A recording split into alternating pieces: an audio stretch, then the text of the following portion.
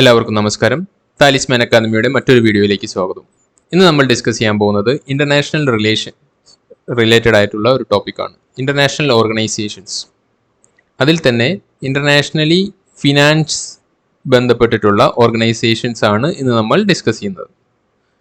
ഏതൊക്കെയാണെന്ന് വെച്ചാൽ world bank, അത് റിലേറ്റഡ് ചെയ്തിട്ടുള്ള world bank group of organisations, IMF, Asian development bank, new development bank, Asian infrastructure development bank തുടങ്ങിയ finance related ആയിട്ടുള്ള international organisations ആണ് ഇന്ന് നമ്മൾ ഡിസ്കസ് ചെയ്യാൻ പോകുന്നത്. നമുക്ക് വീഡിയോയിലേക്ക് പോകാം. അതിനു മുമ്പ് നിങ്ങൾ ആദ്യമായാണ് ഈ ചാനൽ കാണുന്നതെങ്കിൽ ദയവായി സബ്സ്ക്രൈബ് ചെയ്യുക, ബെൽ ബട്ടൺ പ്രസ് ചെയ്യുക. കൂടാതെ ഡിസ്ക്രിപ്ഷനിൽ കൊടുത്തിട്ടുള്ള താലിസ്മാൻ IAS അക്കാദമിയുടെ ഒഫീഷ്യൽ ടെലിഗ്രാം ഗ്രൂപ്പിൽ ജോയിൻ ചെയ്യുക. World bank group. Actually world bank എന്നുള്ളത് 1944 ബ്രെട്ടൺ വുഡ് കോൺഫറൻസിൽ ഉരുത്തിരിഞ്ഞു വന്ന ഒരു ആശയമാണ്. അതായത് വേൾഡ് വാർ 2 ശേഷം ലോകത്ത് എല്ലായിടത്തും ഉണ്ടായിട്ടുള്ള ആ ഒരു എക്കണോമിക് ക്രൈസിസിനെ ഓവർകം ചെയ്യാൻ വേണ്ടിയിട്ടാണ് ഇങ്ങനെ ഒരു ഓർഗനൈസേഷനെ പറ്റി ചിന്തിക്കുന്നത്. ഇപ്പോഴിതിൻ്റെ അംഗസംഖ്യ 189 ആണ്. ഇവരുടെ മെയിൻ അജണ്ട എന്ന് പറഞ്ഞാൽ eradication of poverty and to build shared prosperity in developing nations. Headquarters Washington DC ആണ്, USA. ഇവരുടെ മോട്ടോ എന്ന് പറഞ്ഞാൽ working for a world free of poverty. അതായത് പോവർട്ടി ഇറാഡിക്കേഷൻ ആണ് മെയിൻ ആയിട്ടുള്ള ഇവരുടെ മോട്ടോ. അതിനുവേണ്ടി എന്തൊക്കെയാണ് അവർ ചെയ്യുന്നതെന്ന് നോക്കാം. It provides financing, policy advice and technical assistance to governments and also focuses on strengthening the private sector in developing countries. ഇത് ഗവൺമെന്റിന് സപ്പോർട്ട് ചെയ്യൽ മാത്രമല്ല ചെയ്യുന്നത്, പ്രൈവറ്റ് സെക്ടറിനെ കൂടെ സ്ട്രെങ്തൻ ചെയ്യുന്നുണ്ട്. പ്രൈവറ്റ് സെക്ടർ എന്ന് പറഞ്ഞാൽ civil society organizations, regional development banks, think tank and other international institutions on issues ranging from climate change, conflict, food security, education, agriculture, finance and trade. ഇതെല്ലാം relate ചെയ്തിട്ട് വരുന്നുള്ള എല്ലാ ഓർഗനൈസേഷൻസിനെയും world bank group of organizations support ചെയ്യുന്നുണ്ട്. ഇനി ഇതിൻ്റെ അണ്ടറിൽ 5 organisations ആണ് വരുന്നത്. അതേതൊക്കെയാണെന്ന് നോക്കാം. International bank for Reconstruction and Development, that is IBRD, International Bank for Reconstruction and Development. Next, International Development Association, IDA. Third വരുന്നത് International Finance Corporation, IFC. Fourth വരുന്നത് Multilateral Guarantee Agency, MIGA, Multilateral Guarantee Agency. അഞ്ചാമത് വരുന്നത് International Center for Settlement of Investment Dispute, International Center for Settlement of Investment Dispute. ഇനി ഇതിലെ ആദ്യത്തെ രണ്ടെണ്ണം, അതായത് international bank for reconstruction and ഡെവലപ്മെന്റും international development അസോസിയേഷനും, ഇത് രണ്ടും ചേർന്നതിനെയാണ് നമ്മൾ വേൾഡ് ബാങ്ക് എന്ന് വിളിക്കുന്നത്. ഇവർ രണ്ടുപേരുടെയും വർക്ക് എന്ന് പറഞ്ഞാൽ മെയിൻലി ഗവൺമെന്റുകളെ സപ്പോർട്ട് ചെയ്യൽ മാത്രമാണ്. അടുത്ത 3 പ്രൈവറ്റ് സെക്ടറിനെ സപ്പോർട്ട് ചെയ്യാൻ വേണ്ടി ഉണ്ടാക്കിയിട്ടുള്ളത്. ഓക്കെ, IBRD ആൻഡ് IDA, ഇത് രണ്ടും ചേർന്നതിനെയാണ് നമ്മൾ വേൾഡ് ബാങ്ക് എന്ന് വിളിക്കുന്നത്. ഇനി ആദ്യം IBRD മാത്രമേ ഉണ്ടായിരുന്നുള്ളൂ വേൾഡ് ബാങ്ക് എന്നുള്ളതിൽ, പിന്നീടാണ് IDA അതിലേക്ക് ചേരുന്നത്. ഇനി 5 എണ്ണത്തിനെ കൂടെ ഒരുമിച്ച് പറയുന്നതാണ് world bank group of institutions. ഇതിൽ നോക്കുവാണെങ്കിൽ ലാസ്റ്റത്തെ ICSID, അതായത് international centre for settlement of investment disputes ഒഴിച്ച് ബാക്കി 4 എണ്ണത്തിലും ഇന്ത്യ മെമ്പറാണ്. വേൾഡ് ബാങ്കിലെ സ്ഥാപക മെമ്പറാണ്, ബാക്കി 4 എണ്ണത്തിലും ഇന്ത്യ മെമ്പറാണ്. ICSID ഒഴിച്ച് ബാക്കി എല്ലാത്തിലും ഇന്ത്യ മെമ്പറാണ്. ഇനി വേൾഡ് ബാങ്ക് ഗ്രൂപ്പിൻ്റെ ട്വിൻ ഗോൾസ് എന്താണെന്ന് നോക്കാം. എൻഡിങ് എക്സ്ട്രീം പോവർട്ടി ബൈ 2030 ആകുമ്പോഴേക്കും എക്സ്ട്രീം പോവർട്ടി എന്നുള്ളത് കംപ്ലീറ്റ്ലി ഒഴിവാക്കാം. Boosting shared prosperity of the poorest 40% of the population in all countries. അതായത് പൂറസ്റ്റ് ആയിട്ടുള്ള 40% of the population in all കൺട്രീസിൻ്റെയും പ്രോസ്പെരിറ്റി ഇൻക്രീസ് ചെയ്യുക. ഇത് രണ്ടുമാണ് ഇവരുടെ ട്വിൻ ഗോൾസ് ആയിട്ട് പറയുന്നത്. ഇനി ഇതിൻ്റെ ആരംഭം നമ്മൾ പറഞ്ഞു 1944 അതായത് UN monetary and financial conference എന്നാണ് ആ കോൺഫറൻസിൻ്റെ പേര്. അതിനെ നമ്മൾ വിളിക്കുന്നത് ബ്രെട്ടൺ വുഡ് കോൺഫറൻസ് എന്നാണ്. US ഒരു സ്ഥലമാണ്. അവിടെ 1944 ഇത് ആരംഭിക്കുന്നത്. ഇതിൻ്റെ ഒപ്പം തന്നെയാണ് IMFും ആരംഭിക്കുന്നത്. IMFും IBRD. ഇത് രണ്ടും ആ ഒരു ബ്രെട്ടൺ വുഡ് കോൺഫറൻസിൽ ഉരുത്തിരിഞ്ഞതായതുകൊണ്ട് തന്നെ ബ്രെട്ടൺ വുഡ് ട്വിൻസ് എന്നാണ് ഇതിനെ പറയുന്നത്, IMF ആൻഡ് വേൾഡ് ബാങ്ക്. ഈ IBRD പിന്നെ പതുക്കെ വേൾഡ് ബാങ്ക് ആയി ഡെവലപ്പ് ആവുന്നു. നമ്മൾ ആദ്യം പറഞ്ഞു അതിൻ്റെ മെയിൻ ഫോക്കസ് എന്നുള്ളത് reconstruction of countries devastated by world war 2 ആയിരുന്നു. പിന്നീട് ലേറ്റർ അതിൻ്റെ ഡെവലപ്മെൻറ്റ്, അതായത് ആ ഒരു റീകൺസ്ട്രക്ഷൻ എന്നുള്ളത് മാറ്റി പിന്നീട് അത് ഡെവലപ്മെൻറ്റൽ ഫേസിലേക്ക് മാറി. ഇനി നമുക്ക് മെമ്പേഴ്സ് ആരൊക്കെ നോക്കാം. Membership to world bank group, ഇത് ആർക്കൊക്കെയാണ് നമ്മൾ മെമ്പർഷിപ്പ് കൊടുക്കുന്നത് എന്ന് നോക്കാം. ഒരു വേൾഡ് ബാങ്ക് മെമ്പർ ആവണമെന്നുണ്ടെങ്കിൽ the country has to become member of IMF first. IMFൻ്റെ മെമ്പർ ആണെങ്കിൽ മാത്രമാണ് വേൾഡ് ബാങ്കിൻ്റെ മെമ്പർ ആവാൻ സാധിക്കുള്ളൂ. To become members of the IDA, IFC, MIGA, the countries must first become member of IBRD. IBRD member ആണെങ്കിൽ മാത്രമാണ് IDAയുടെയും IFCയുടെയും MIGAയുടെയും member ആവാൻ സാധിക്കുള്ളൂ. ഇനി അടുത്തൊരിതാണ് ICSIDയുടെ മെമ്പർഷിപ്പ് ആവാൻ കിട്ടാനുള്ള കണ്ടീഷൻസ്. ഇതിലും പറഞ്ഞ പോലെ ഫസ്റ്റ് കണ്ടീഷൻ എന്നുള്ളത് IBRDയുടെ മെമ്പർ ആയിരിക്കണം. പിന്നെയുള്ളത് party to the statute of international court of justice, അതായത് ഇന്റർനാഷണൽ കോർട്ട് ഓഫ് ജസ്റ്റിസിന്റെ പരിധിയിൽ വരുന്നതായിരിക്കണം. ഇനി അടുത്തൊരു കണ്ടീഷൻ പറയുന്നത് ഓൾറെഡി അവിടെയുള്ള മെമ്പേഴ്സ്, ICSIDയിലുള്ള മെമ്പേഴ്സിൻ്റെ അഡ്മിനിസ്ട്രേറ്റീവ് കൗൺസിൽ അവർ ഇൻവൈറ്റ് ചെയ്യണം by a vote of 2/3 of its members, അതായത് 2/3 മെമ്പേഴ്സ് സൈൻ ചെയ്തിട്ട് ഉള്ള ഒരു ഇൻവിറ്റേഷൻ ICSIDയുടെ കയ്യിൽ നിന്ന് കിട്ടിയാൽ മാത്രമാണ് ICSDയുടെ മെമ്പർഷിപ്പിന് എലിജിബിലിറ്റി വരുള്ളൂ. 3 കണ്ടീഷൻസ് ആണ് പറഞ്ഞത്. IBRDയുടെ മെമ്പർ ആയിരിക്കണം, ICJന്റെ സ്റ്റാറ്റ്യൂട്ടിൻ്റെ പരിധിയിൽ വരണം, പിന്നെ ICSIDയിലുള്ള മെമ്പേഴ്സിൻ്റെ 2/3 മെമ്പേഴ്സ് ചേർന്നൊരു ഇൻവിറ്റേഷൻ തരണം. ഇത്രയായി കഴിഞ്ഞാൽ നമുക്ക് വേൾഡ് ബാങ്ക് ഗ്രൂപ്പിലെ മെമ്പർഷിപ്പ് ആയി. ഇനി India is not a member of ICSID. നമ്മൾ പറഞ്ഞു ഇന്ത്യ ഈ 5ാമത്തെ ഈ ഒരു ഓർഗൻ ഒഴിച്ച് ബാക്കി 4 എണ്ണത്തിലും മെമ്പറാണ്. ഇനി ഓരോ ഗ്രൂപ്പുകളെ പറ്റി നമുക്ക് നോക്കാം. International bank for reconstruction and development, that is IBRD. IBRD ആണ് ആദ്യത്തെ വേൾഡ് ബാങ്ക് ഓർഗൻ എന്ന് പറഞ്ഞു. ഇവരുടെ മെയിൻ ഫംഗ്ഷൻ എന്ന് പറഞ്ഞാൽ provides loans and credits and grants. Loan കൊടുക്കുക, ക്രെഡിറ്റ്, ഗ്രാൻഡ്, ഇതൊക്കെ ഗവൺമെൻറ്റുകൾക്ക് കൊടുക്കുക എന്നുള്ളതാണ് ഇവരുടെ മെയിൻ പണി. IBRD assist middle income and credit worthy poorer countries. Credit worthy ആയിട്ടുള്ള ലോ ഇൻകം കൺട്രീസിനെ അസിസ്റ്റ് ചെയ്യുക എന്നുള്ളതാണ് ഇവരുടെ main responsibility. The bank only finances sovereign governments directly or projects backed by sovereign governments. ഇത് പ്രൈവറ്റ് പാർട്ടീസിനെ finance ചെയ്യുന്നില്ല. അതാണ് പറഞ്ഞത്, ഗവൺമെൻറ്റുകളെയും ഗവൺമെൻറ് ബാക്ക് ചെയ്യുന്ന പ്രൊജക്റ്റുകളെയും മാത്രമാണ് IBRD സപ്പോർട്ട് ചെയ്യുള്ളൂ. IBRD earns income every year from the return on its equity and from the small margin it makes on lending. ഇനി അടുത്ത് നോക്കാം ഇന്റർനാഷണൽ ഡെവലപ്മെൻറ്റ് അസോസിയേഷൻ അല്ലെങ്കിൽ IDA. The objective of IDA is to provide grants and concessional loans to the world's poorest countries. ഇതും നേരത്തെ പറഞ്ഞ IBRDയുടെ പോലെ തന്നെയാണ്. IDA provides grants and concession loans. IDA's work covers primary education, basic health service, clean water and sanitation, agriculture, business climate improvement, infrastructure and institutional reforms. ഇത്രയാണ് ഒരു more or less ഒരു സോളിസ്റ്റിക് ആയിട്ടുള്ള ഒരു ഡെവലപ്മെൻ്റ് ആണ് ഇവരുടെ മെയിൻ അജണ്ട. അതാണ് education മുതൽ infrastructure വരെയുള്ള എല്ലാതിൻ്റെയും ഡെവലപ്മെൻറ്റിന് ഇവർ സപ്പോർട്ട് ചെയ്യുന്നുണ്ട്. ഇനി നമ്മൾ പറഞ്ഞു IBRD+IDA ആണ് നമ്മുടെ വേൾഡ് ബാങ്ക് എന്ന്. അടുത്ത് നോക്കാം ഇന്റർനാഷണൽ ഫിനാൻസ് കോർപ്പറേഷൻ, അതായത് IFC. Largest international development institution focused on private sector in developing countries. നമ്മൾ നേരത്തെ പറഞ്ഞ 2 എണ്ണവും ഗവൺമെൻറ്റുകൾക്ക് മാത്രമാണ് സഹായം കൊടുക്കുന്നത്. ഇവിടെ IFC ആണ് ഫസ്റ്റത്തെ പ്രൈവറ്റ് സെക്ടറിനെ സപ്പോർട്ട് ചെയ്യാൻ വേണ്ടിയിട്ടുള്ള world bank group institution. IFC provides investment, advice and asset management to companies and governments. ഇവർ പ്രൈവറ്റിന് മാത്രമല്ല ഗവൺമെൻറ്റ്സിനെയും സപ്പോർട്ട് ചെയ്യും. എന്തൊക്കെ സർവീസാണ് ഇവർ കൊടുക്കുന്നത്? ഇൻവെസ്റ്റ്മെൻറ്റ് കൊടുക്കാം, advice and asset management. It function as the private sector arm of world bank group.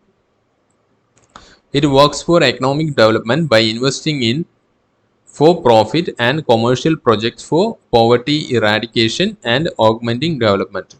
Main ഇവരും അത് തന്നെയാണ് ചെയ്യുന്നത്. അതായത് പോവർട്ടി ഇറാഡിക്കേഷനും ഡെവലപ്മെൻറ്റും കൊണ്ടുവരാൻ വേണ്ടിയിട്ടാണ് ഇവരും ഈ എക്കണോമിക് ഡെവലപ്മെൻറ്റ് കൊണ്ടുവരുന്നത്. അടുത്തത് MIGA അല്ലെങ്കിൽ മൾട്ടിലാറ്ററൽ ഇൻവെസ്റ്റ്മെൻറ്റ് ഗ്യാരണ്ടി ഏജൻസി. ഇവരുടെ മെയിൻ എയിം എന്ന് വെച്ചാൽ enhance the cross border investment in developing countries by giving guarantee. അതായത് വേറൊരു രാജ്യത്ത് കൊണ്ടുപോയി ഇൻവെസ്റ്റ് ചെയ്യുമ്പോഴുള്ള ബാങ്ക് ഗ്യാരണ്ടി അല്ലെങ്കിൽ ഒരു ഗ്യാരണ്ടി കൊടുക്കലാണ് ഇവരുടെ മെയിൻ ഉദ്ദേശം.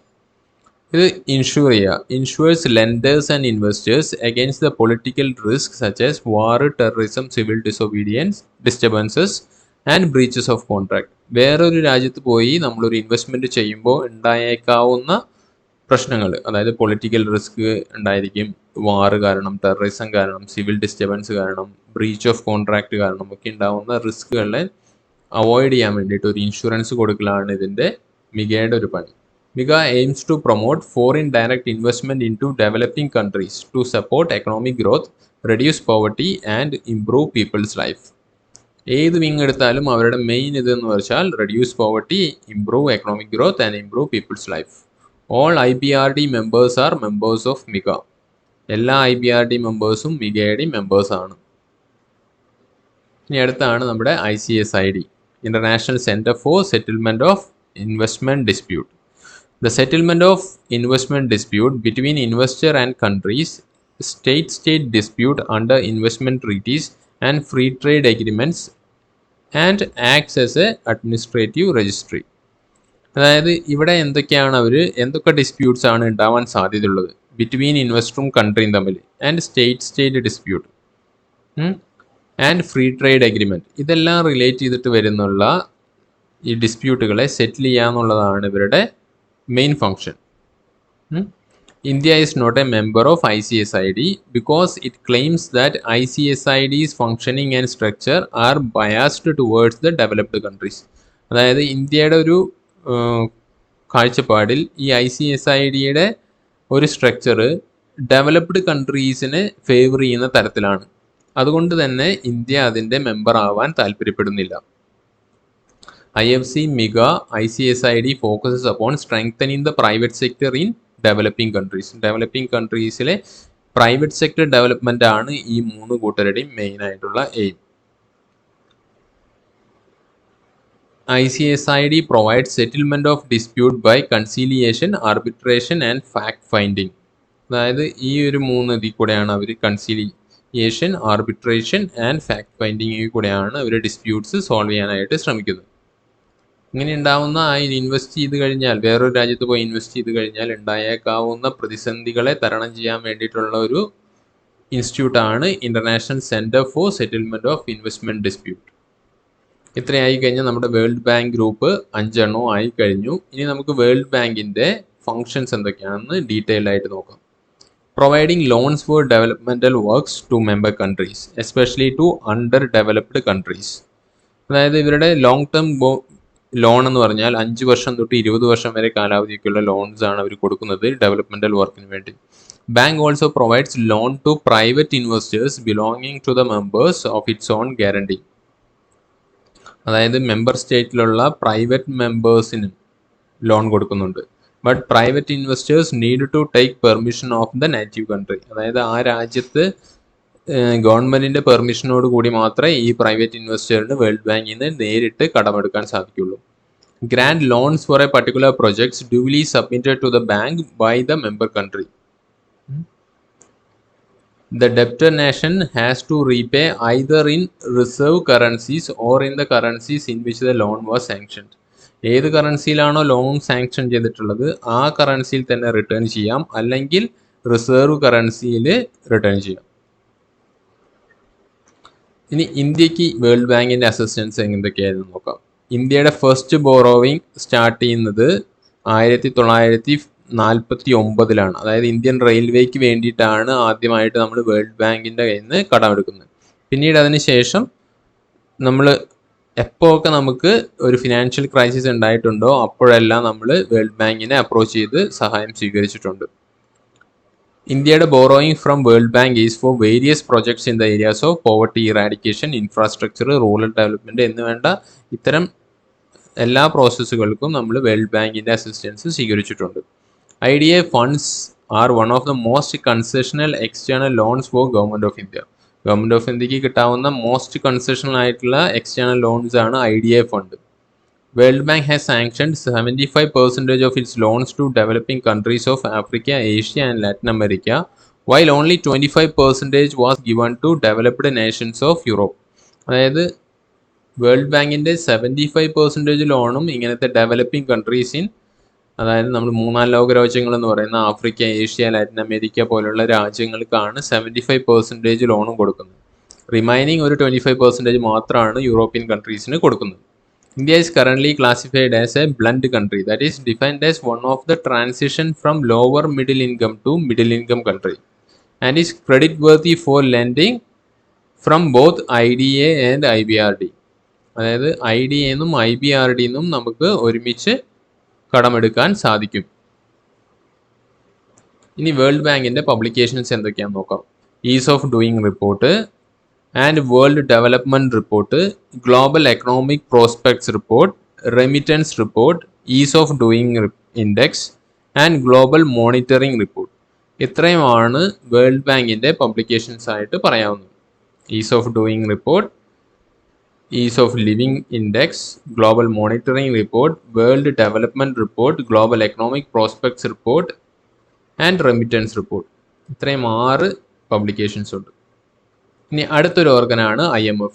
നമ്മൾ പറഞ്ഞു ബ്രെട്ടൺ വുഡ്സ് ട്വിൻസ് എന്ന് പറയുന്നതിൽ വേൾഡ് ബാങ്ക് കഴിഞ്ഞാൽ നേരെ വരുന്ന IMF ആണ്. 1944 ബ്രെട്ടൺ വുഡ് കോൺഫറൻസിൽ തന്നെയാണ് ഇതും ഫോം ചെയ്യുന്നത്. 189 മെമ്പേഴ്സ് ആണ്. ഹെഡ് ക്വാർട്ടേഴ്സ് വാഷിങ്ടൺ DC തന്നെയാണ്. ഇത് UN ഒരു സ്പെഷ്യൽ ഏജൻസി ആണ്. Voting power of members is based on their economical importance. അതായത് IMFലുള്ള മെമ്പേഴ്സിന് ഓരോരുത്തർക്കുമുള്ള വോട്ടിംഗ് പവർ ഡിഫറെൻ്റ് ആണ്. അത് നിശ്ചയിച്ചിട്ടുള്ളത് ഓരോരുത്തരുടെയും എക്കണോമിക്കൽ സ്റ്റാൻഡേർഡ്സ് ബേസ് ചെയ്തിട്ടാണ്. ഇനി IMFന് 2 പബ്ലിക്കേഷൻസ് മെയിനായിട്ടുണ്ട്. ഒന്ന് വേൾഡ് എക്കണോമിക് ഔട്ട്ലുക്ക്, അടുത്തത് global financial stability report. Global ഫിനാൻസിൻ്റെ സ്റ്റെബിലിറ്റി നോക്കുന്ന റിപ്പോർട്ടും വേൾഡ് എക്കണോമിക് ഔട്ട്ലുക്കും പബ്ലിഷ് ചെയ്യുന്നത് IMF ആണ്. ഇനി ഇതിൻ്റെ ഒബ്ജക്റ്റീവ്സ് എന്തൊക്കെയാണെന്ന് നോക്കാം. ഒന്ന്, അച്ചീവ് ഗ്ലോബൽ മോണിറ്ററി കോപ്പറേഷൻ. അതായത് ലോകത്തിലെ മൊത്തം എല്ലാ രാജ്യങ്ങളുടെയും ഒരു മോണിറ്ററി കോപ്പറേഷൻ അച്ചീവ് ചെയ്യുക എന്നുള്ളതാണ് ഫസ്റ്റത്തെ അതിൻ്റെ ഒബ്ജക്റ്റീവ്. രണ്ടാമത്തെ, secure financial stability. Financial stability achieve ചെയ്യുക. Facilitate international trade, promote high employment and sustainable economic growth, and reduce poverty around the world, and act as a monitor of world's currencies. വേൾഡിലെ കറൻസികളെ മൊത്തം monitor ചെയ്യുന്നത് IMF ആണ്. ഒന്ന്, poverty ഇറാഡിക്കേഷനും ഗ്രോത്തും എല്ലാം എല്ലാ international organisation related to ഫിനാൻസിൽ വരുന്ന കാര്യങ്ങളാണ്. ഇതിൽ പിന്നെ വരുന്ന ഒരു സ്പെഷ്യൽ ഇതാണ് മോണിറ്റർ ഓഫ് വേൾഡ് കറൻസീസ്. ഇനി ഇതിൻ്റെ ഫങ്ഷൻസ് ഡീറ്റെയിൽ ആയിട്ട് നോക്കാം. ഫസ്റ്റ് ഫംഗ്ഷൻ എന്ന് പറഞ്ഞാൽ supervising international monetary system and provide credit to the member countries. Member കൺട്രീസിൻ്റെ മൊത്തത്തിലുള്ള ഒരു ഫിനാൻഷ്യൽ സെറ്റപ്പ് ഒന്ന് മോണിറ്റർ ചെയ്യുക, എന്നിട്ട് അതിനനുസരിച്ച് അവർക്ക് ക്രെഡിറ്റ് കൊടുക്കുക. 3 തരം ഫങ്ഷൻസ് ആണ് ഉള്ളത്. ഒന്ന് റെഗുലേറ്ററി ഫങ്ഷൻ, പിന്നൊന്ന് financial function, 3 consultative function. Regulatory function എന്ന് വെച്ചാൽ ഒന്ന് റെഗുലേറ്റ് ചെയ്യുക, administering A code of conduct four exchange rate policies and restrictions on payment for current account transactions. അതായത് ഓരോ രാജ്യങ്ങളുടെയും എക്സ്ചേഞ്ച് റേറ്റ് പോളിസി അതിൻ്റെ ഒരു കോഡ് ഓഫ് കണ്ടക്ട് ഉണ്ട്. അതിനെ പ്രോപ്പറായിട്ട് അവർ മാനേജ് ചെയ്യുന്നുണ്ടോ എന്ന് റെഗുലേറ്റ് ചെയ്യാം. Administering code of conduct four exchange rate policy, അതായത് തോന്നിയ പോലെ ഓരോരുത്തരും അവരുടെ എക്സ്ചേഞ്ച് റേറ്റ്, അതായത് അപ്രീസിയേഷനോ ഡിപ്രീസിയേഷനോ ഒന്നും അവരവരുടെ കറൻസിക്ക് ചെയ്യാൻ പാടില്ല. അതിനൊന്ന് റെഗുലേറ്റ് ചെയ്യാം. And restriction on payment for current account transactions. അടുത്തത് നോക്കുകയാണെങ്കിൽ ഫിനാൻഷ്യൽ ഫംഗ്ഷനാണ്. ഇവിടെ നമുക്ക് വേൾഡ് ബാങ്കിനൊക്കെ പറയുന്ന പോലത്തെ തന്നെയുള്ള ഫംഗ്ഷനാണ്. Provide financial assistance to member countries to meet short term and medium term balance of payment disequilibrium. അതായത് ബാലൻസ് ഓഫ് പേയ്മെൻറ്റ് ഇഷ്യൂ ഉണ്ടാവുകയാണെങ്കിൽ അവർക്ക് ഷോർട്ട് ടേം മീഡിയം ടേം ആയിട്ടുള്ള ലോൺസ് കൊടുത്തുകൊണ്ട് അവരെ സപ്പോർട്ട് ചെയ്യുക. അടുത്ത് consultative function. It act as a source of counsel and technical assistance and training to member countries. Member കൺട്രീസിന് ഒരു കൗൺസിലിംഗ് കൊടുക്കുക, ടെക്നിക്കൽ അസിസ്റ്റൻസ് കൊടുക്കുക, ഇതെല്ലാം IMFൻ്റെ ഫങ്ഷൻസ് ആണ്. മൂന്ന് ഫങ്ഷൻസ് വന്നു: regulatory function, financial function, consultative function. ഇനി അടുത്താണ് IMF കോട്ട. Each member has to contribute a certain amount based on its economic preferences and wealth. It is called quota subscription. അതായത് IMFന് വേണ്ട ഫണ്ടിങ് കളക്ട് ചെയ്യുന്നത് member കൺട്രീസിൽ നിന്ന് തന്നെയാണ്. Each മെമ്പറും അവരവരുടെ ആ ഒരു എക്കണോമിക് സ്റ്റാൻഡേർഡിനനുസരിച്ച് ഇവിടെ ഒരു എമൗണ്ട് കൊടുക്കണം. അതാണ് കോട്ട സബ്സ്ക്രിപ്ഷൻ എന്ന് പറയുന്നത്. ഈച്ച് മെമ്പർ കോട്ട determines it's voting power as well as it's borrowing capacity. ഈ കോട്ടനെ ബേസ് ചെയ്തിട്ടാണ് അവരുടെ വോട്ടിംഗ് പവറും അതുപോലെ അവരുടെ ബോറോയിങ് കപ്പാസിറ്റിയും ഡിസൈഡ് ചെയ്യപ്പെടുന്നത്. ഇനി ഈ കോട്ട കാൽക്കുലേറ്റ് ചെയ്യുന്നത് എങ്ങനെയാണ്?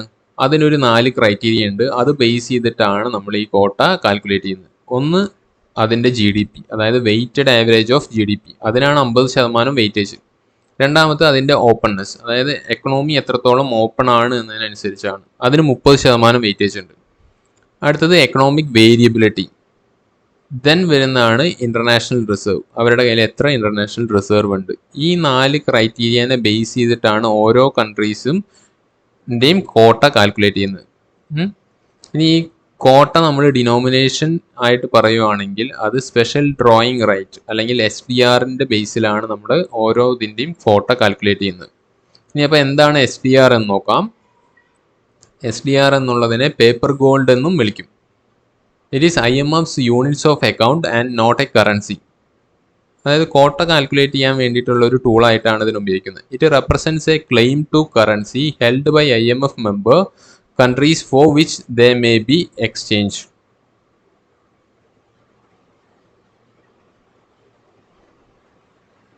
ഇനി ഇത് നമ്മൾ കാൽക്കുലേറ്റ് ചെയ്യുന്നത് നമ്മൾ എങ്ങനെയാണെന്ന് പറഞ്ഞു. ഇനി ഇതിൽ വരുന്ന കറൻസീസ് ഏതൊക്കെയാണ്? അതായത് ഒരു 5 കറൻസീൻ്റെ ഒരു ബാസ്ക്കറ്റ് എടുത്തിട്ട് അതിനെ ബേസ് ചെയ്തിട്ടാണ് നമ്മൾ ഈ SDRൻ്റെ വാല്യൂ നിശ്ചയിക്കുന്നത്. അത് ഏതൊക്കെയാണെന്ന് നോക്കാം. US dollar, euro, Japanese yen, pound sterling. ഇത് 4ആണ് ആദ്യം ഉണ്ടായിരുന്നത്. 2016 ആയപ്പോൾ ചൈനീസ് റെൻമിൻബിയും കൂടെ അതിൽ ആഡ് ചെയ്തു 5 കറൻസിയാക്കി. അങ്ങനെ നമ്മുടെ SDRൻ്റെ ബാസ്ക്കറ്റ് ഇപ്പോൾ 5 കറൻസിയാണ്: US dollar, euro, Japanese yen, pound sterling and Chinese renminbi. ഈ 5 എണ്ണവും ചേർന്നതാണ് നമ്മുടെ SDRൻ്റെ ബാസ്ക്കറ്റ് ഓഫ് കറൻസീസ്. ഇനി SDRൻ്റെ വാല്യൂ എന്തിനാണ് ഡിറ്റർമിൻ ചെയ്യുന്നത്? The currency value of SDR is determined by adding the values in US dollars based on market exchange rates of SDR basket of currencies. അതായത് ഈ പറഞ്ഞിട്ടുള്ള എല്ലാത്തിനെയും നമ്മൾ US ഡോളറിലേക്ക് കൺവേർട്ട് ചെയ്യാം. Currency value of the SDR is determined by adding the values in US dollar based on the market exchange rate of SDR basket of currencies. ഈ 5 കറൻസികളുടെയും നമ്മൾ US ഡോളറിലേക്ക് കൺവേർട്ട് ചെയ്തിട്ട് അതിൻ്റെ സം എടുക്കുമ്പോഴാണ് നമുക്ക് എന്ത് കിട്ടുന്നത്? SDRൻ്റെ കറൻസി വാല്യൂ കിട്ടുന്നത്. SDR currency value is calculated daily basis. അതായത് IMFന് ഹോളിഡേയോ അല്ലെങ്കിൽ ബിസിനസ്സിന് വേണ്ടി ക്ലോസ് ചെയ്തിട്ടുള്ള ദിവസമോ അല്ലാത്ത സമയത്തെല്ലാം ഡെയിലി ബേസിസിൽ SDR കറൻസി വാല്യൂ ചേഞ്ച് ചെയ്യും. ഇനി ഈ വാല്യുവേഷൻ ഓഫ് ബാസ്ക്കറ്റ്, അതായത് ഇപ്പോൾ നമ്മൾ പറഞ്ഞു 5ാമതായിട്ട് ഒരു കറൻസിനെ 2016 ആഡ് ചെയ്തത്. അപ്പോൾ ഈ ഒരു ബാസ്ക്കറ്റിനെ റിവ്യൂ ചെയ്യുന്ന എപ്പോഴാണ്? ഓരോ 5 വർഷം കൂടുമ്പോഴും ഈ SDR ബാസ്ക്കറ്റിനെ അവർ റിവ്യൂ ചെയ്യും. ഡെയിലി ബേസിസിൽ SDRൻ്റെ വാല്യൂ കാൽക്കുലേറ്റ് ചെയ്യും. ഈ SDR കാൽക്കുലേറ്റ് ചെയ്യുന്ന ആ ബാസ്ക്കറ്റിനെ റിവ്യൂ ചെയ്യുന്നത് 5 വർഷം കൂടുമ്പോഴാണ്. IMF makes the general SDR allocation to its members in proportion to their existing quota in the IMF. IMFൽ ഓരോരുത്തർക്കുള്ള കോട്ടയ്ക്ക് ബേസ് ചെയ്തിട്ടാണ് അവർ SDR അലോക്കേഷൻ കൊടുക്കുന്നത്. ഈ SDR എന്നുള്ളത് ഒരു ഇൻ്റർനാഷണൽ റിസർവ് അസറ്റ് ആയിട്ടാണ് നമ്മൾ കാൽക്കുലേറ്റ് ചെയ്യപ്പെടുന്നത്. Created by IMF in 1969 to supplement its member countries' official reserves. 69ലാണ് SDR നമ്മൾ കാൽക്കുലേറ്റ് ചെയ്യുന്നത്. International Monetary Fund approved $60 billion allocation of IMF SDR for member countries in proportion with their existing quota shareholding in the fund. ഓരോരുത്തരുടെയും ആ ഒരു allocation ഉണ്ട്. അതിനെ base ചെയ്തുകൊണ്ട് ഒരു $650 billion കൂടെ അവർ അപ്രൂവ് ചെയ്തു. ഇനി ഓരോ കൺട്രീസിൻ്റെയും കോട്ട എന്താണെന്ന് നോക്കാം. ഏറ്റവും കൂടുതൽ ആ ഒരു കോട്ട അലോക്കേഷൻ ഉള്ളത് US-നാണ്, 17.46. ഇന്ത്യയുടെ വരുന്നത് 2.75% ആണ്. ഇനി ഇന്ത്യയും IMFും തമ്മിലുള്ള റിലേഷൻസ് നോക്കാം. ഇന്ത്യക്ക് എപ്പോഴൊക്കെ നമുക്ക് ബാലൻസ് ഓഫ് പേയ്മെൻറ്റ് ഇഷ്യൂ ഉണ്ടാകുമ്പോൾ അപ്പോൾ നമ്മൾ IMFിൻ്റെ സഹായം എടുത്തിട്ടുണ്ട്. ഫസ്റ്റ് ഇന്ത്യ പാകിസ്ഥാൻ പാർട്ടീഷൻ വരുന്ന സമയത്തും നമ്മൾ IMFിൻ്റെ ഹെൽപ്പ് വാങ്ങിച്ചുകൊണ്ടാണ് ആ ഒരു പാർട്ടീഷന് നമ്മൾ സോൾവ് ചെയ്യുന്നത്.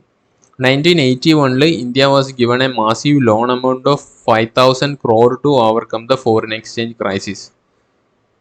പിന്നെയും India has availed the service of specialists of IMF for the purpose of assessing the state of the Indian economy. അതായത് ഇങ്ങനത്തെ ഒരു ടെക്നിക്കൽ അസിസ്റ്റൻസും നമ്മൾ മേടിച്ചിട്ടുണ്ട്, ഫിനാൻഷ്യൽ സപ്പോർട്ടും മേടിച്ചിട്ടുണ്ട്. 1990s ഇന്ത്യയുടെ foreign exchange reserve just for 2 weeks ഇമ്പോർട്ടിന് മാത്രമായിരുന്ന സമയത്ത് ഇന്ത്യക്ക് $2.2 billion IMF ലോണായിട്ട് തന്നിട്ടുണ്ട്.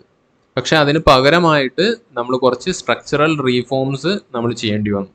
അത് ഏതൊക്കെയാണെന്ന് ചോദിച്ചു കഴിഞ്ഞാൽ devaluation of Indian currency, reduction in budgetary and fiscal deficit നമ്മൾ കുറയ്ക്കേണ്ടി വന്നു, cut in government expenditure and സബ്സിഡികളെല്ലാം നമ്മൾ കുറച്ചു, ഇമ്പോർട്ട് ലിബറലൈസ് ചെയ്തു, ഇൻഡസ്ട്രിയൽ പോളിസി നമ്മൾ റീഫോം ചെയ്തു, അതുപോലെ ട്രേഡ് പോളിസി റീഫോം ചെയ്തു, ബാങ്കിങ് റീഫോം ചെയ്തു, ഫിനാൻഷ്യൽ സെക്ടർ മൊത്തം റീഫോം ചെയ്തു, privatisation of public sector enterprises നമ്മൾ സ്റ്റാർട്ട് ചെയ്തു. അതായത് 90-ന് ശേഷം നമ്മൾ ലിബറലൈസേഷൻ എറ എന്ന് പറയുന്നതിന് ഒരു മെയിൻ കാരണമായിട്ട് പറയുന്നത് ഈ IMFന്ന് നമ്മളെടുത്ത ലോണിന് പകരമായിട്ട് നമ്മൾ ഇത്തരം കാര്യങ്ങളെല്ലാം ചെയ്യേണ്ടതായി വന്നതാണ്. ഇനി അടുത്തതാണ് നമ്മുടെ ഏഷ്യൻ ഡെവലപ്മെൻറ്റ് ബാങ്ക്. മെയിൻ ആയിട്ടുള്ള വേൾഡ് ലെവലിലുള്ള 2 ഓർഗനൈസേഷൻസ് കഴിഞ്ഞു, IMFും വേൾഡ് ബാങ്കും. ഇനി അടുത്തതാണ് നമ്മുടെ ഏഷ്യൻ ഡെവലപ്മെൻറ്റ് ബാങ്ക്. ഇതൊരു റീജിയണൽ ബാങ്കാണ്. 68 മെമ്പേഴ്സേ ആകെയുള്ളൂ. 1966 സ്റ്റാർട്ട് ചെയ്യുന്നത്. ഈ 68 മെമ്പേഴ്സിലെ 49 പേരും ഏഷ്യന്നാണ്. അതുകൊണ്ട് തന്നെ ഹെഡ് ക്വാർട്ടേഴ്സ് ഫിലിപ്പീൻസിലെ മാനിലയിലാണ്. ഇനി ഇവിടുത്തെ 5 ലാർജസ്റ്റ് ഷെയർ ഹോൾഡേഴ്സ് ആരൊക്കെയാണെന്ന് നോക്കുകയാണെങ്കിൽ Japan, USA, China, India, Australia. ഇവർക്കും ഒരു വെയ്റ്റഡ് വോട്ടിംഗ് സിസ്റ്റം ആണുള്ളത്. ഓരോരുത്തരുടെയും ആ കോൺട്രിബ്യൂഷൻ അനുസരിച്ചാണ് അവരുടെ വോട്ടിംഗ് പവർ. ഇതിൻ്റെ ഒരു ഫംഗ്ഷൻ അല്ലെങ്കിൽ എയിം എന്ന് വെച്ചാലും reduce poverty in Asia Pacific റീജിയനിലെ പോവർട്ടി കുറയ്ക്കുക, അവിടുത്തെ എക്കണോമിക് ഗ്രോത്ത് കൂട്ടുക, environmentally sustainable growth and regional integration. അതായത് അവിടുത്തെ പാരിസ്ഥിതിക പ്രശ്നങ്ങളെ കൂടെ ഇവർ അഡ്രസ്സ് ചെയ്യുന്നുണ്ട്. It is carried out through investments in the form of loans, grants and information sharing in infrastructure, healthcare services, financial and public administration system, helping nations preparing for the impact of climate change. ഇത്രയും കാര്യങ്ങളാണ് അവരുടെ main ആയിട്ടുള്ള areas of working: infrastructure, health care, finance, public administration and climate change. ഇനി ഇതിൻ്റെ membership എങ്ങനെയാണ് കൊടുക്കുന്നത് നോക്കാം. ഇവരുടെ മെമ്പേഴ്സ് ആരൊക്കെയാണെന്ന് നോക്കുകയാണെങ്കിൽ the bank admins the members of United nation economic and social commission for Asia Pacific. അതായത് UNESCAP, United nation economic and social commission for Asia Pacific. ആ ഒരു ഓർഗനൈസേഷൻ്റെ മെമ്പേഴ്സിനെ എല്ലാം ഇവർ ആക്സെപ്റ്റ് ചെയ്യുന്നുണ്ട്.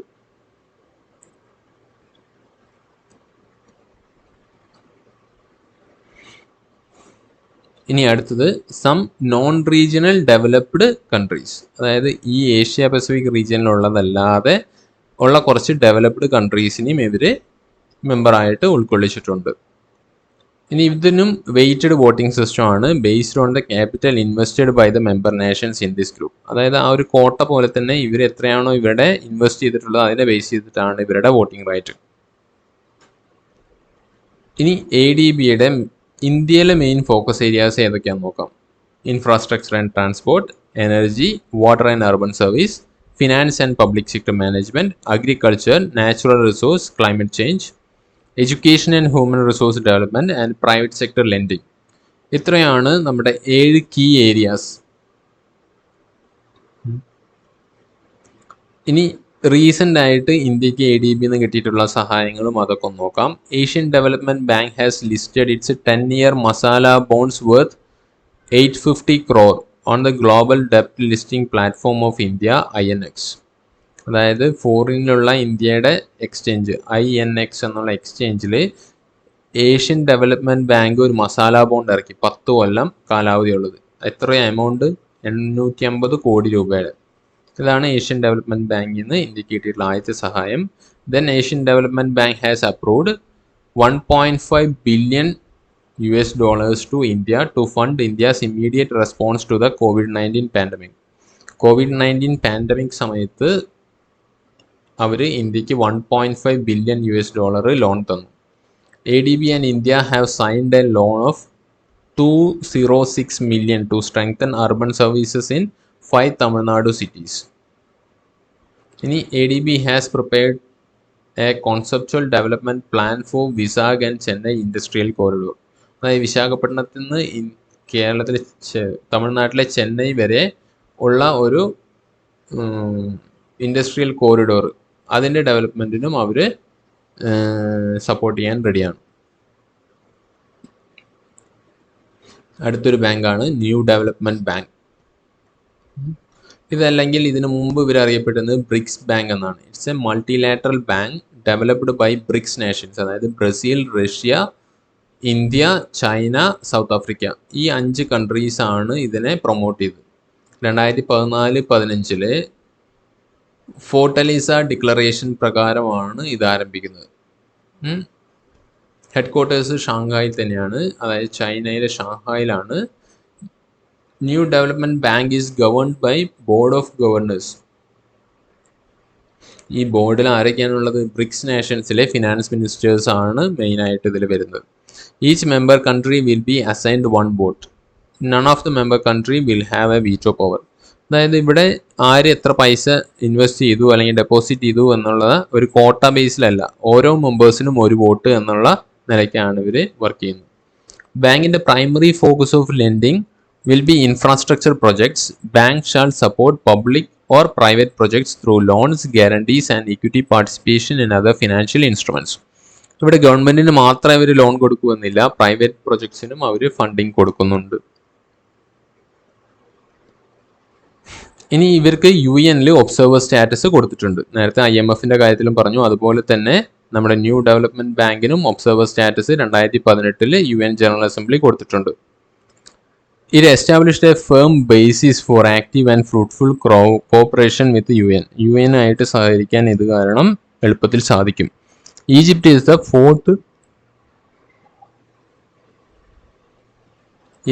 fourth new member admitted to New Development Bank following Bangladesh, UAE and Uruguay. ബംഗ്ലാദേശും UAEയും ഉറുഗ്വേയും ഈജിപ്തും ഇപ്പോൾ ഈ NDBയിൽ വന്ന് ചേർന്നിട്ടുണ്ട്. NDB has approved around 80 projects for its members with portfolio of $30 billion. The projects cover sectors like clean energy, water sanitation and transport, social infrastructure, digital infrastructure and urban development. It gives fundings to number of major infrastructure projects in India.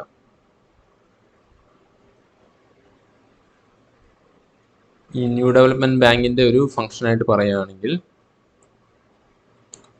അത് ഒരുപാട് infrastructural പ്രൊജക്ട്സിന് fund ചെയ്യുന്നുണ്ട്. Mumbai metro rail, Delhi-Ghaziabad-Meerut regional rapid transport system and many renewable energy projects. ഇതെല്ലാം new development ബാങ്കിൻ്റെ സഹായം കൊണ്ട് നിർമ്മിക്കുന്നതാണ്.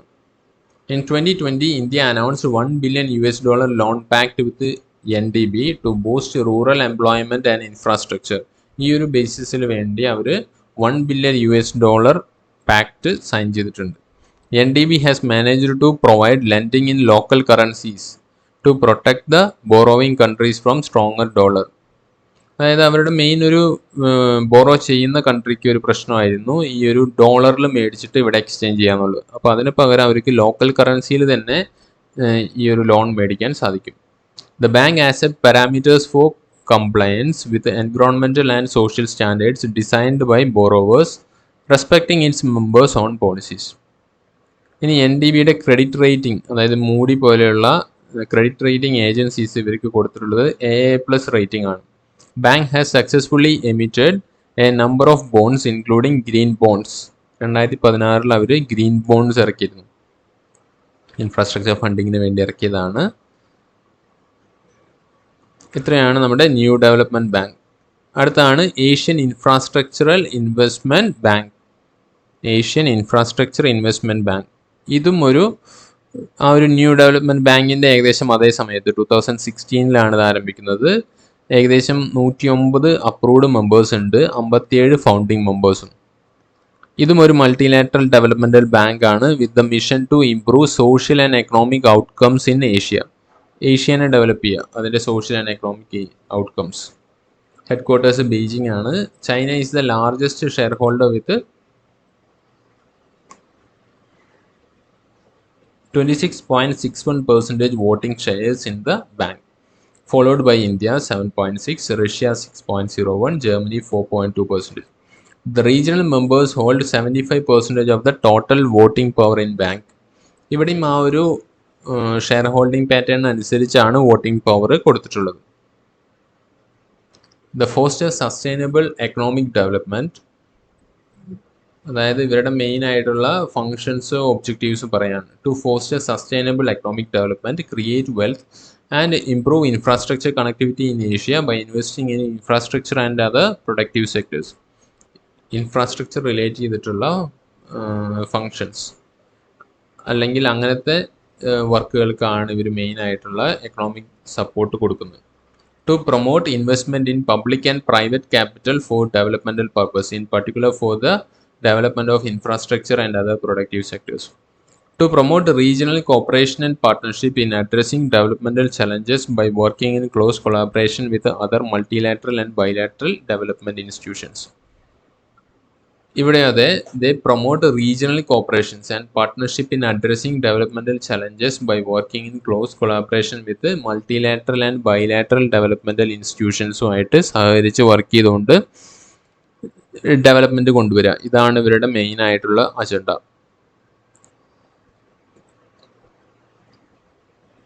ഇനി ഇതിൻ്റെ membership ആർക്കൊക്കെയാണ് എലിജിബിലിറ്റി ഉള്ളതെന്ന് നോക്കാം. Membership in the Asian infrastructure investment bank is open to all the members of world bank or Asian development bank and is divided into regional and non regional members. Regional മെമ്പറും non regional മെമ്പറുമായിട്ട് ഇവരെ തിരിച്ചിട്ടുണ്ട്. ഇവരുടെ initial capital എന്നുള്ളത് $100 billion ആയിരുന്നു. അതിനെ നമുക്ക് 1 million shares of 1 million shares of $1 lakh each. അതിൽ തന്നെ 20% പെയ്ഡിനും ബാക്കി 80% കോളബിളും ആക്കിയിട്ടാണ് വെച്ചേക്കുന്നത്. ആ 100 മില്യൺ ആയിരുന്നു ഇവരുടെ ഇനീഷ്യൽ മൂലധനം. അതിലെ 20% മാത്രമേ പെയ്ഡിനുണ്ടായിരുന്നുള്ളൂ, അതായത് ഓൾറെഡി പേ ചെയ്തിട്ടുള്ളത് ഇൻവെസ്റ്റർ. ബാക്കി 80% will be paid on later based on the requirement ആയിരുന്നു.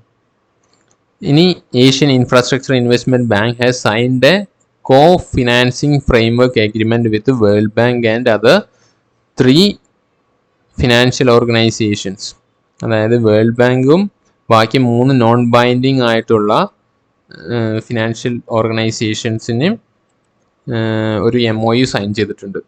അപ്പോൾ ഏഷ്യൻ ഇൻഫ്രാസ്ട്രക്ചർ ഇൻവെസ്റ്റ്മെൻറ്റ് ബാങ്കിന് പൈസ ഇല്ലെങ്കിൽ വേൾഡ് ബാങ്കിൻ്റെയോ അല്ലെങ്കിൽ ഈ പറഞ്ഞ 3 MOU സൈൻ ചെയ്തിട്ടുള്ള ഇവരുടെ അടുത്തു നിന്നോ പൈസ എടുത്തിട്ട് നമുക്ക് അവർക്ക് സഹായിക്കാൻ സാധിക്കും. Asian development bank, European bank for reconstruction and development and European investment bank, ഈ 3 ബാങ്കുകളുടെ കയ്യിൽ നിന്ന് സഹായം കിട്ടുന്നതായിരിക്കും. Key sectors of the bank are energy, transport, water and urban development. India is the largest beneficiary of AIIB financing from infrastructure projects. The projects in India span a range of sectors such as energy, water transport, etc., including the Bangalore Metro Railum ഇവരുടെ പ്രൊജക്റ്റിൻ്റെ അണ്ടറിൽ വന്നതായിരുന്നു.